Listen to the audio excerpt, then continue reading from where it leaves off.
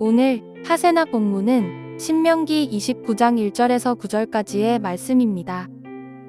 이것은 주님께서 호렙에서 이스라엘 자손과 세우신 언약에 덧붙여서 모세에게 명하여 모압 땅에서 이스라엘 자손과 세우신 언약의 말씀이다.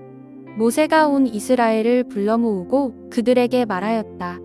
주님께서 이집트 땅에서 하신 일, 당신들이 지켜보는 가운데 바로와 그 신하들 앞과 그 온 땅에서 하신 모든 일을 당신들은 똑똑히 보았습니다. 당신들은 그 큰 시험과 굉장한 표징과 기적을 당신들의 눈으로 직접 보았습니다.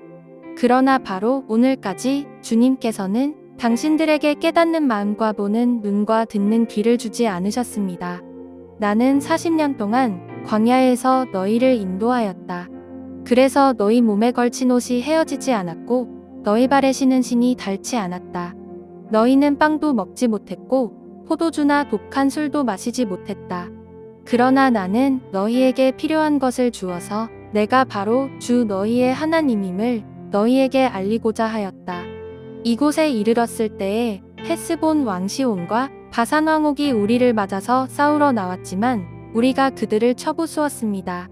우리는 그들의 땅을 점령하고 그 땅을 르우벤과 갓과 므낫세 반쪽 지파에게 유산으로 주었습니다. 그러므로 당신들은 이 언약의 말씀을 지키십시오. 그러면 당신들이 하는 일마다 성공할 것입니다. 신명기 29장은 모압 땅에서 하나님께서 이스라엘 백성과 언약을 맺으신 것을 기록하고 있는데, 오늘 본문인 1절부터 9절에서 모세는 먼저 이스라엘의 출애굽과 40년 광야 생활을 회고하며 하나님의 은혜를 상기시켜 줍니다. 그리고 내일 본문인 10절부터 21절에서는 가나안 땅에 들어가서 새로운 세대가 하나님을 버리고 우상을 섬길까 염려하여 하나님 앞에서 모든 백성들과 더불어 언약을 맺으라고 명령합니다. 마지막으로 22절부터 29절에서는 율법에 불순종할 때 따르는 저주를 선포함으로 경각심을 일으키고자 했는데, 이 내용에 대해서는 토요일에 살펴보도록 하겠습니다. 오늘 본문 1절에서 주님께서 호렙에서 이스라엘 자손과 맺으신 언약은 이스라엘이 출애굽한 이후 호렙산 길슬에서 출애굽 1세대와 맺으셨던 언약을 의미합니다. 이 언약을 맺었던 출애굽 1세대는 하나님께 불순종한 결과 광야에서 40년을 지내는 동안 모두 죽고 말았습니다. 그리고 이제 본문에서 모세에게 명하여 모압 땅에서 이스라엘 자손과 새로운 언약을 맺게 되시는데, 언약을 맺는 이들은 가나안 입성을 눈앞에 두고 있는 출애굽 2세대입니다. 따라서 호렙산에서 맺으신 언약과 모압 땅에서 맺으시는 언약의 내용은 서로 다른 것이 아니며 단지 새로운 장소에서 새로운 세대를 위해 이전의 언약을 갱신하시는 것임을 알 수 있습니다. 그리고 2절부터 9절까지는 출애굽 이후 지금까지 이스라엘을 인도하신 하나님의 은혜를 상기시켜 주는데, 시간의 흐름에 따라 정리하면 2절부터 4절까지는 출애굽 사건, 5절과 6절은 광야에서의 생활, 7절부터 9절은 요단 동편의 두 왕과의 전쟁에서 승리 후 땅 분배에 대한 내용을 다루고 있습니다. 본문 2절부터 3절에서 모세는 이스라엘 백성들을 불러 모으고 주님께서 이집트 땅에서 바로와 그 신하들 앞에서 하신 일을 똑똑히 보았다고 말합니다. 또한 당신들은 그 큰 시험과 굉장한 표징과 기적을 당신들의 눈으로 직접 보았습니다 라고 말했습니다. 그런데 지금 모세의 말을 듣고 있는 자들은 출애굽 2세대입니다. 출애굽한 지 40년 정도 지났기 때문에 모세가 말하고 있는 내용을 경험한 사람들은 최소 40세 이상, 그리고 그 일을 기억하고 있으려면 적어도 50세 이상은 되어야 할 것입니다. 그러나 이미 그 나이대의 사람들은 모두 죽었습니다. 그럼에도 모세는 그의 말을 듣고 있는 자들에게 그들의 눈으로 직접 봤다고 말했습니다. 그 이유는 3절에 기록된 큰 시험과 굉장한 표징과 기적은 신명기 4장 43절 주 당신들의 하나님이 이집트에서 당신들이 보는 앞에서 하신 것처럼 온갖 시험과 표징과 기사와 전쟁과 강한 손과 펴신 팔과 큰 두려움으로 한 민족을 다른 민족의 억압에서 이끌어내시려고 애쓰신 그러한 신이 어디에 있습니까? 라는 말씀에서 찾아볼 수 있습니다. 본문 3절과 신명기 4장 34절 두 경우 모두 하나님께서 이스라엘을 이집트에서 이끌어내실 때 행하신 능력을 표현할 때 사용되었습니다. 그리고 신명기 1장 30절부터 31절은 당신들 앞에서 당신들을 인도하여 주시는 주 당신들의 하나님은 이집트에서 당신들이 보는 앞에서 당신들을 대신하여 모든 일을 하신 것과 같이 이제도 당신들을 대신하여 싸우실 것이요.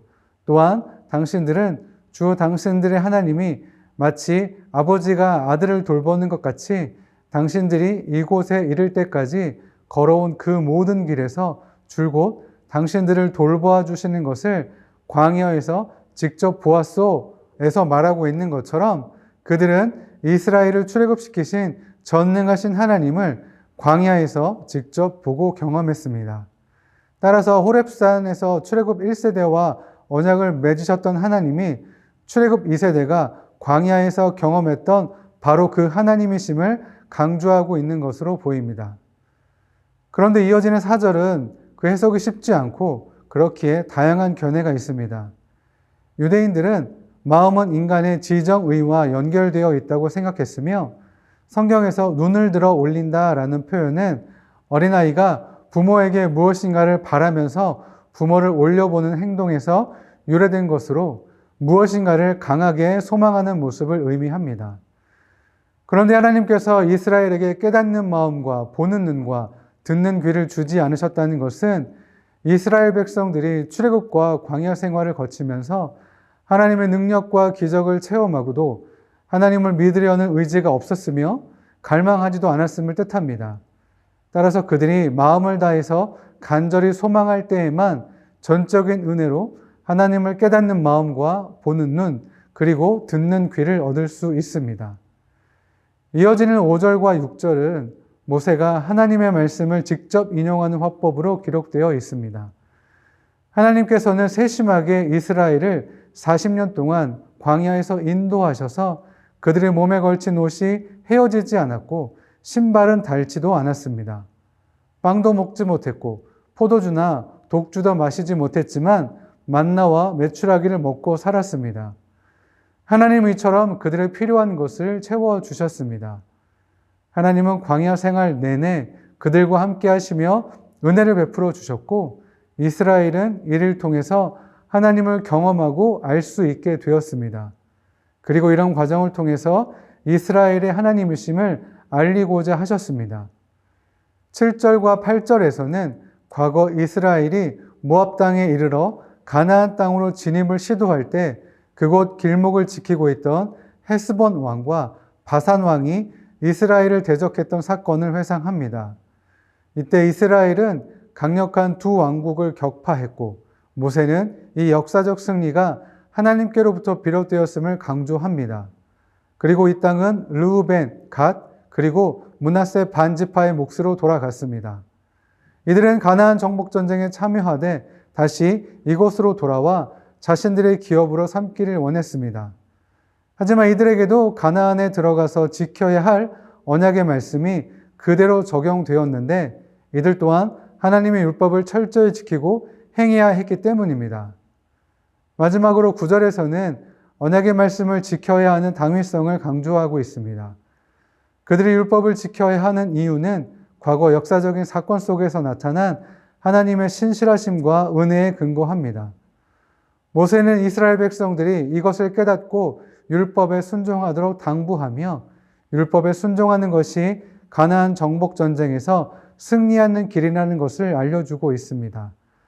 하나님은 이스라엘을 출애굽시키신 전능하신 하나님이시며 그들을 광야에서 40년간 입히시고 먹이시며 인도하신 사랑과 은혜가 넘치시는 분이십니다.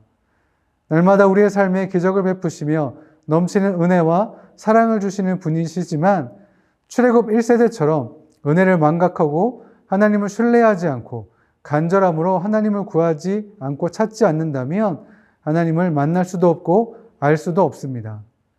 그동안 나의 삶에 은혜를 베풀어 주시며 사랑과 신실하심으로 인도하여 주신 하나님께 감사하며 다시 한번 그분을 간절히 찾고 구하는 오늘 하루 되시길 소망합니다.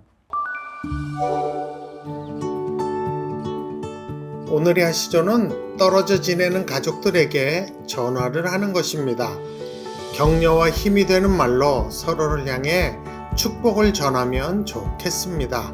오늘의 하시조 함께 하시죠.